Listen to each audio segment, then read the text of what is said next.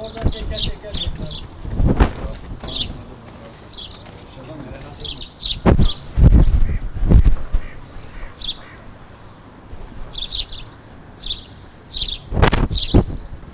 Kolay gelsin. Sınava giriyorsunuz. Duygularınızı alabilir miyiz? Çok heyecanlıyım.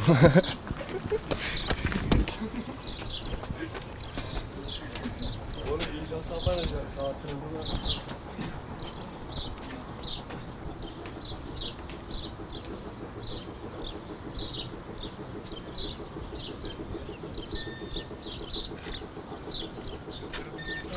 Abi heyecanlıyız işte, sınava gireceğiz. Bir yıl boyunca çalıştık ettik. İşte şimdi sonuçları alacağız. Girip göreceğiz yani. Hedefinizde ne var?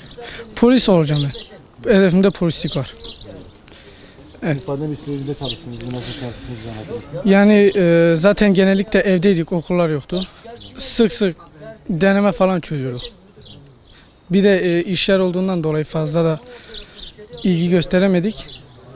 Yani gireceğiz artık ne yaparsak.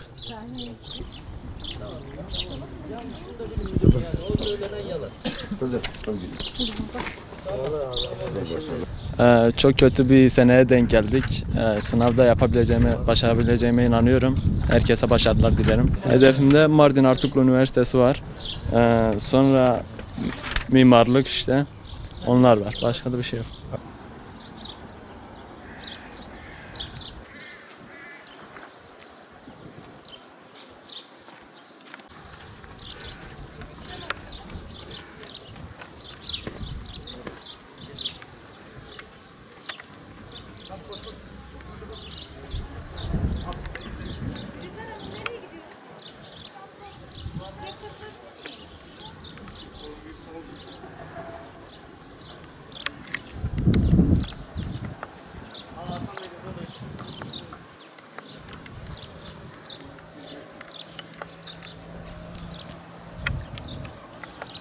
Ya bir dakika, 2 dakika ya.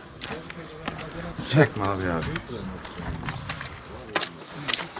Bunun bacanağı mı var ya köyde? Bugün işte bekliyoruz. Ne yapacak beklememiz? İnşallah bir yeri tutturur diye uğraşıyoruz yani. Çalıştığınız çocuğunuz, heyecanlı mısınız? Heyecan olmadık olmaz. Heyecan olur. Heyecansız hiçbir şey olmaz yani. Heyecan var. İşte sınava girdi, bak kısmet diyelim. Askeri sınava girdi, tekrar buna giriyor. İşte hangisini tutturabilirse. Biz köylü vatandaş olarak en kısa yolda tutturmaya bakıyoruz yani. Başka geçimimiz şeyimiz yok.